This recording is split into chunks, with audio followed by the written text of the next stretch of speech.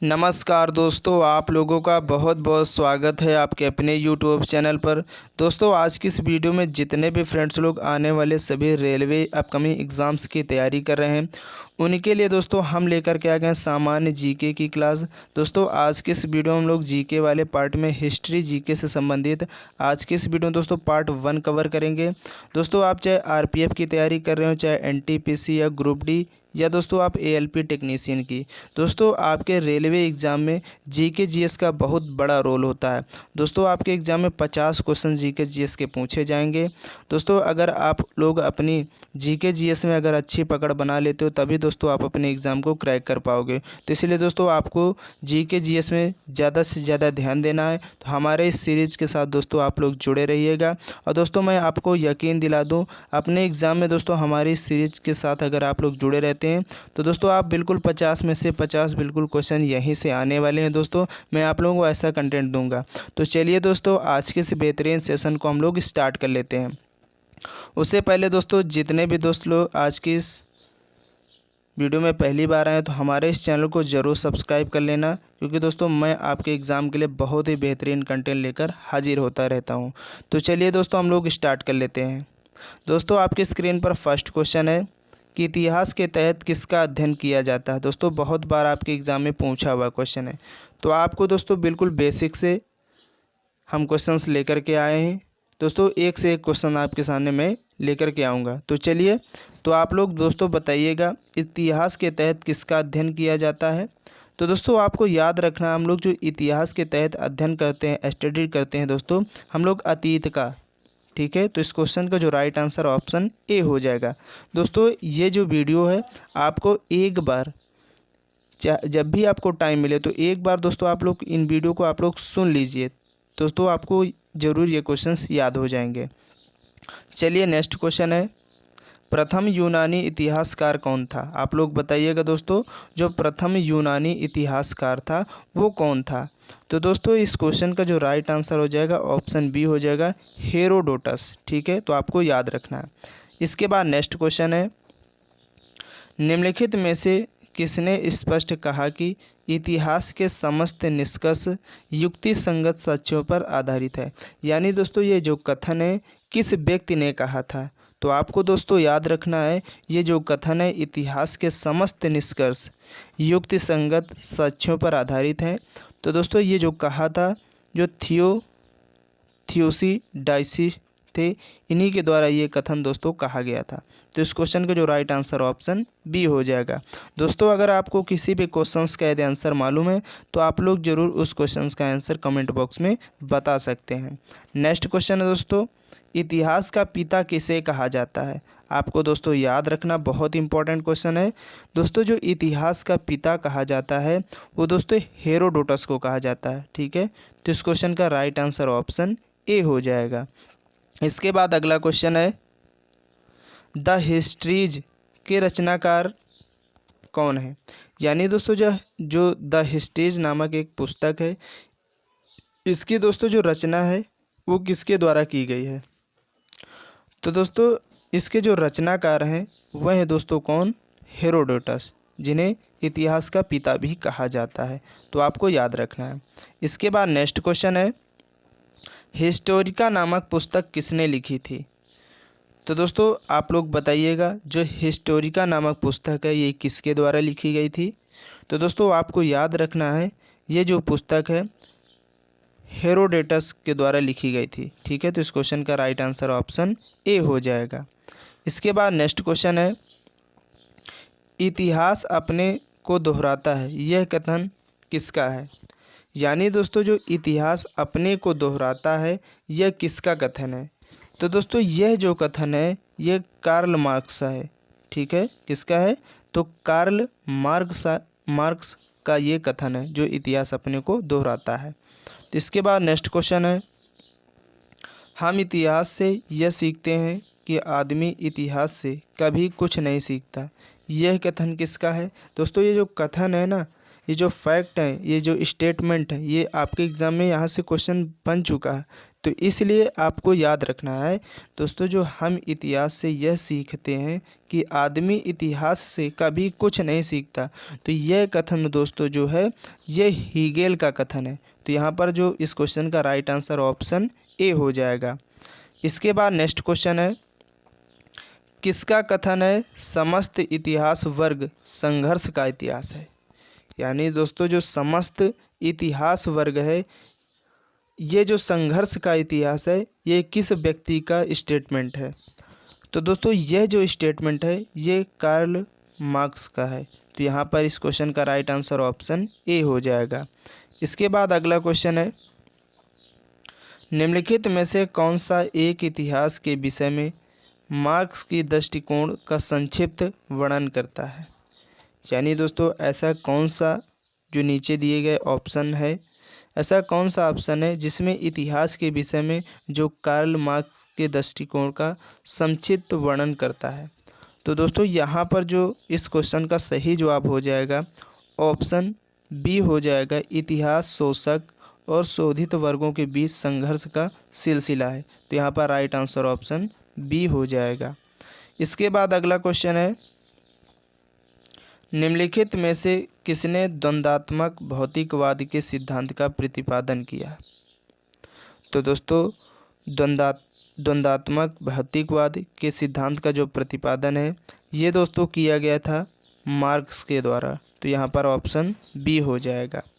इसके बाद next question है, कार्ल मार्क्स ने वर्ग संघर्ष की प्रक्रिया को निम्नलिखित में से किस सिद्धांत की मदद से समझाया है।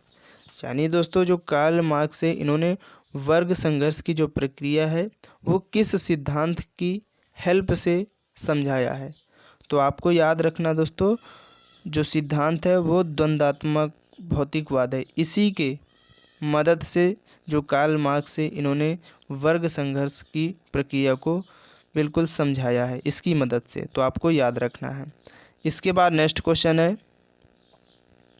किस इतिहास दर्शन शास्त्री ने कहा था समस्त इतिहास समकालीन इतिहास है। यानी दोस्तों ऐसा कौन सा इतिहास का दर्शन शास्त्री है जिसने कहा था कि समस्त जो इतिहास है वो किसके समकालीन इतिहास है। तो दोस्तों ये जो है बेन डिचो क्रोचे, दोस्तों जो बेने डिचो क्रोचे थे इन्होंने ही समस्त इतिहास समकालीन इतिहास कहा था। तो आपको याद रखना है यहाँ पर इसका जो सही जवाब ऑप्शन बी हो जाएगा। इसके बाद अगला क्वेश्चन है, तिथियों के साथ प्रयुक्त होने वाला बीसी किसका संक्षिप्ताक्षर है। यानी दोस्तों यहाँ पर जो पूछा गया है आपसे बीसी का जो फुल फॉर्म होता है वो क्या होता है, और आपके एग्ज़ाम में ये क्वेश्चन पूछा भी गया है। तो आपको दोस्तों याद रखना जो बीसी का फुल फॉर्म होता है बिफोर क्राइस्ट होता है। तो यहाँ पर इस क्वेश्चन का राइट आंसर ऑप्शन ए हो जाएगा। इसके बाद नेक्स्ट क्वेश्चन है, तिथियों के साथ प्रयुक्त होने वाले एडी का पूर्ण रूप क्या है। यानी दोस्तों आप लोग बताइएगा जो एडी होता है इसका जो फुल फॉर्म होता है वो क्या होता है। तो दोस्तों एडी का जो फुल फॉर्म होता है वो एनो डोमिनी इसका फुल फॉर्म होता है। तो यहाँ पर इसका जो राइट आंसर ऑप्शन ए हो जाएगा। इसके बाद नेक्स्ट क्वेश्चन है, विक्रम संवत का प्रारंभ, यानी दोस्तों जो विक्रम संवत है ये जो कब से प्रारंभ हुआ था। तो दोस्तों आपको याद रखना जो विक्रम संवत प्रारंभ हुआ था तो दोस्तों ये हुआ था 58 ईसा पूर्व से, 58 ईसा पूर्व से दोस्तों विक्रम संवत का प्रारंभ होता है। तो यहाँ पर जो इसका राइट आंसर ऑप्शन ए हो जाएगा। इसके बाद अगला क्वेश्चन है, शक संवत का प्रारंभ किस सम्राट के शासनकाल में 78 ईस्वी में हुआ था। यानी दोस्तों जो शक संवत है इसका जो प्रारंभ है वो किस सम्राट के शासनकाल में 78 ईस्वी में हुआ था। तो दोस्तों आपको याद रखना है इस क्वेश्चन को सही जवाब ऑप्शन बी हो जाएगा। तो दोस्तों जो सम्राट थे वो कनिष्क थे, इन्हीं के शासनकाल में 78 ईस्वी में हुआ था शक संवत का प्रारंभ। तो यहाँ पर राइट आंसर ऑप्शन बी हो जाएगा। इसके बाद अगला क्वेश्चन है, भारत का राष्ट्रीय पंचांग नेशनल कैलेंडर किस संवत पर आधारित है। यानी दोस्तों जो भारत का राष्ट्रीय पंचांग है ये किस संवत पर बेस्ड है। तो आपको याद रखना है दोस्तों, ये जो बेस्ड है ये दोस्तों शक संवत पर आधारित है। तो यहाँ पर राइट आंसर ऑप्शन सी हो जाएगा। इसके बाद अगला क्वेश्चन है, गुप्त संवत 319 से 320 ईस्वी को प्रारंभ करने का श्रेय किसे दिया जाता है। यानी दोस्तों जो गुप्त संवत है इसको जो प्रारंभ करने का श्रेय दिया जाता है वो किसको प्राप्त है। तो दोस्तों ये जो प्राप्त है चंद्रगुप्त प्रथम को। तो यहाँ पर राइट आंसर ऑप्शन ए हो जाएगा। इसके बाद अगला क्वेश्चन है, चंद्रगुप्त प्रथम ने गुप्त संवत का प्रारंभ किस उपलक्ष्य में किया था। तो दोस्तों जो चंद्रगुप्त प्रथम थे इन्होंने गुप्त संवत का प्रारंभ किया था, लेकिन किस उपलक्ष्य में किया था। तो आपको दोस्तों याद रखना है, इन्होंने अपने राज्यारोहण के स्मारक के रूप में दोस्तों चंद्रगुप्त प्रथम ने गुप्त संवत का प्रारंभ किया था। तो यहाँ पर जो सही जवाब ऑप्शन ए हो जाएगा। इसके बाद नेक्स्ट क्वेश्चन है, चालुक्य विक्रम संवत का प्रचलन किसने किया। यानी दोस्तों जो चालुक्य विक्रम संवत था इसका जो प्रचलन है वो किसके द्वारा किया गया था। तो दोस्तों इसका जो प्रचलन है ये दोस्तों किया गया था किसके द्वारा। तो दोस्तों आपको याद रखना है विक्रमादित्य फोर्थ के, ठीक है, विक्रमादित्य 6 के द्वारा किया गया था। तो यहाँ पर सही जवाब ऑप्शन सी हो जाएगा।